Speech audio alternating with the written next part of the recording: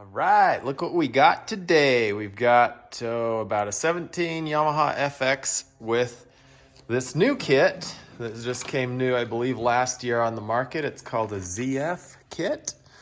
And honestly, I don't know a whole lot about it, but we're gonna go find out. Just general looking at it here. Let me change camera angles, looks a little better. The side panel looks very CMX-ish. The rails are like super beefy, and I did measure the rail width. It's 9 inches, which is the same width as old style timber sled. I guess that's old, it's a 22. These rails look very tall and beefy. The shocks are Öhlins shocks, so they're good shocks. They don't have any kind of clicker adjustments like some of us who've been spoiled with our whatever those are. Can't remember the names of anything right now. It's been summertime. I kind of forget all my snow biking jargon until I get thick into it in the season again. Here's your chain drive system, nice and open. The chain length looks to be about the same as your timber sled. One kind of cool thing about this kit is that it uses the stock front brake caliper. So that's, I don't know if the way things are routed, if you're gonna end up having to, I don't know if you can just slap it on there and not have to worry about bleeding it or not. Maybe if you could route it through there with the muffler off, you wouldn't have to bleed it or anything. Anyways, yeah, it uses your front brake caliper. All of the workmanship and everything on here looks really thick and beefy. Like, that is really solid. Your hand grip back here is super solid. On this part, I had to edit out what I had said because it was wrong. I was talking about the track length and width. I put in the link to their website here. The track is a 127-inch track, 12.5 inches wide, 2.6 tall lug. And yeah, check out the link. I also neglected to talk much about the front ski or spindle, about, anything about how it hooks up. I couldn't really see the strut rod and how it hooks up. Go check out their website. These look very Polaris-ish now, don't they? The kit looks very solidly built. I do not see a lot of adjustability in it, which is fine. If it works good, it works good. Then you don't, not a big deal. This is the first ride for me on this ZF kit. We're gonna go give it a test, see how it goes. I actually think this is really cool. You got these grooves, you can easily strap stuff on there. I like that. Check out how thick those rollers are. Looks like we got regular drivers. They're not the anti-ratchet style, which again, I'm not too particular about it as long as it works good, right? So yeah, we are gonna go for the first ride of the season for the 23-24 season. And right now, unfortunately, it's mid-December. We don't have a ton of snow, so it's gonna be more of a road ride, which is fine because we're just trying to work the bugs out of this kit and this bike. It was just barely put together. It's its first ride, so I'm not gonna be too critical of anything. It's more just see how it goes, see how it feels, and yeah, we'll go from there. All right, so here was our first ride of the snowbiking season. Also, my first ride on a ZF snow bike. So this is pretty fun. I got my daughter with me. She's 15 years old. She was there in front. But let's talk about this ZF kit. So right off the bat, on the road, I noticed that it actually feels pretty nimble. The ski isn't dragging, pushing, or doing anything weird. Right here, I'm going over some whoops to try to test the suspension, and it felt pretty good. Here's my first thoughts. All right, first impressions real quick. The ski actually holds an edge really well on this. No slipping, whatever. I laid it a little further over in some corners. It does really good on the whoops. You like that? Whoops. So far, so good.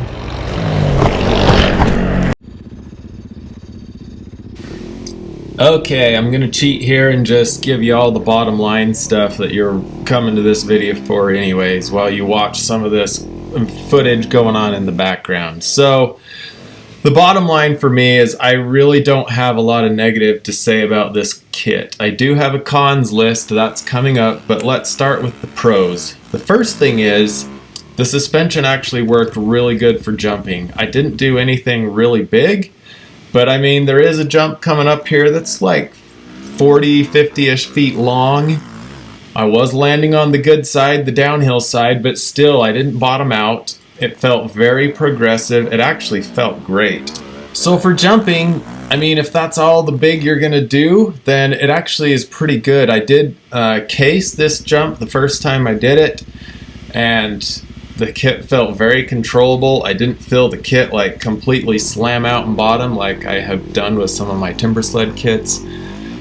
Yeah, the suspension feels great. I have one minor complaint on the suspension that's coming up in the cons section. Another good thing about this is that the brakes worked great the entire time. They're super powerful. Matter of fact, they might be the most powerful brakes I felt on any snow bike. They're really good. Do we need super powerful brakes on snow bikes? I like them. I think it's more important that they just work when you want them to work. Another good thing, the kit actually feels very playful. It feels more playful than my Riot 3 Pro. And when I say playful, I mean you can wheelie it easy, you can tilt it over in the snow really easy, side to side, throw it over. It was good. And it should feel better because it's just a tad shorter than my 129 Riot 3. So I did notice that. The ski felt great on the road. It felt good out in the snow. I never felt it like pushing or sliding. That's kind of a setup issue, or not kind of, that is a setup issue. So that could vary from bike to bike, but the way this bike was set up, I had no pushing, I had no sliding. The ski felt like it had good traction no matter what I did to it. I do have one minor complaint with the ski that's coming up in the cons section. Now, as far as the track is concerned, I didn't really notice that it spooled up any quicker or worse than anything else I've ridden. It felt just fine. I did feel like climbing some of these hills, and you know, I'm comparing this from my Riot 3 that I rode all last season. I felt like it didn't quite have as much traction as my Riot 3 Pro, but this is my first ride, so I don't want to be too picky about that. It's my first ride of the season, period. It's also my first ride on the ZF bike. I did ride my buddy Trevor's Riot 3 Pro there this night to try to get a good back-to-back feel. I do feel like the Riot 3 Pro has a tad more traction than this bike, but again, it's early. I wouldn't say that that's a con at this point. The track did seem to hook up well in these conditions. I just felt like the Riot 3 Pro may be better. The track did not trench at all for me, so again, that's a setup issue that could vary from bike to bike. But yeah, the final pro for this kit is that its MSRP is $6,000. Now, I don't know if that includes a fit kit or not, and I'd have to check their website out more to figure that out. But for the price, I mean, this is a really good kit that I think people should consider. Is it the absolute top of the line out there? Probably not. I don't see as much adjustability in it. But let's talk about the cons here for a second. Now, I don't have hardly any cons with this kit yet. I think we'd need more time to be more picky about it. But if I were being picky on the first ride, the suspension felt a little bit rigid on the small bump stuff, the chatter stuff, the riding over crusty snowmobile track kind of stuff like you see we're riding in this night.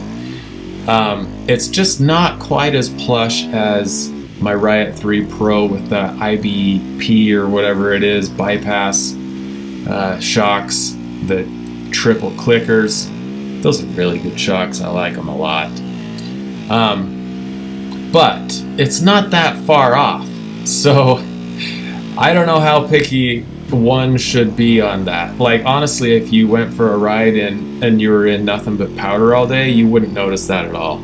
But as you can see, the conditions we were riding in this night, man, snowmobiles had just tracked the crap out of this place. So we were riding on nothing but choppy snow all night long with a little bit of powder here and there, not very much.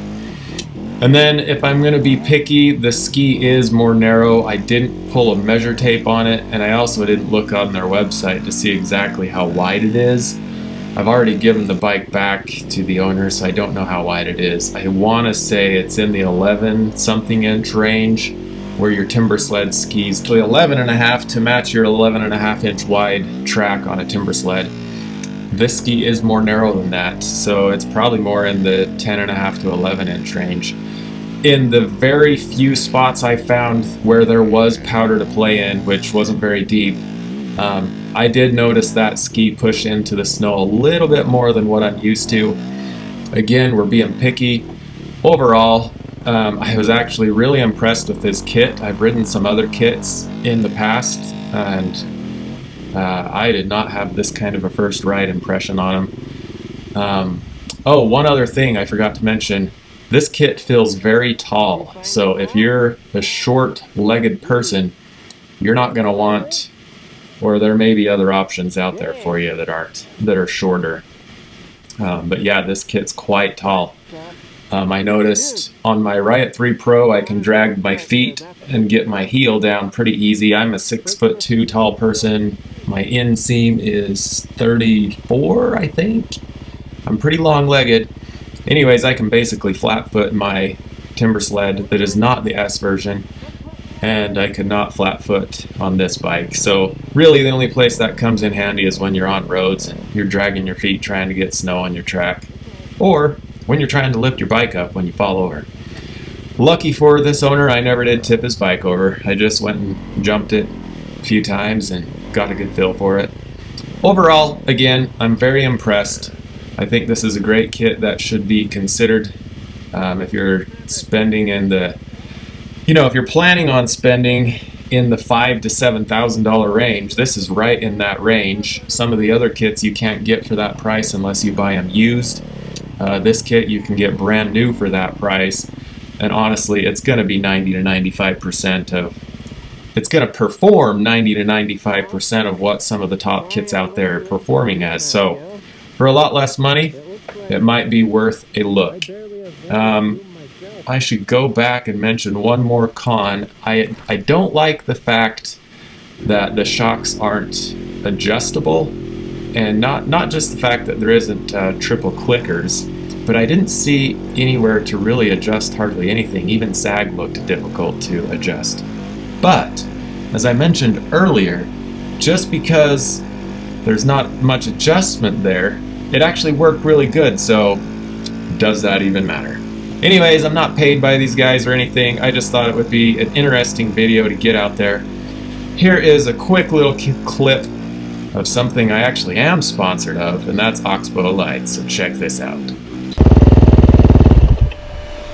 Abigail, I think it's funny that you're not using the lights on the bike. Thought they were on. You thought they were on? Yep. Only your helmet light's on. Well, it's working pretty good. Yay for Oxbow! Woo! Thanks for watching the full 14 minutes of this video, everybody. It was a long one. Sorry, I do try to keep these shorter so people can watch the whole thing. Also, don't forget, I have an entire list of links to snowbike things I use in the description of all my videos. Most of those links go to Amazon because when you click and use that link, a small percentage of that comes to me. It doesn't cost you any more money to use those links, so that's pretty cool. And yeah. As the season gets going here, I'll try to kick out a few more videos a little more often. Try to keep it interesting on new kits like this one we saw today, the ZF. I am curious to see how the ZF will hold up over the course of the season. One thing I noticed on that kit that I didn't mention earlier in the video is that there's hardly anything touching the drivetrain, so that should give you a nice clean drive system. It's very similar to the mountaintop setup where the chain isn't sliding over something and doing a bunch of weird bends. Anyways, thanks for watching. Please like and subscribe. Peace out.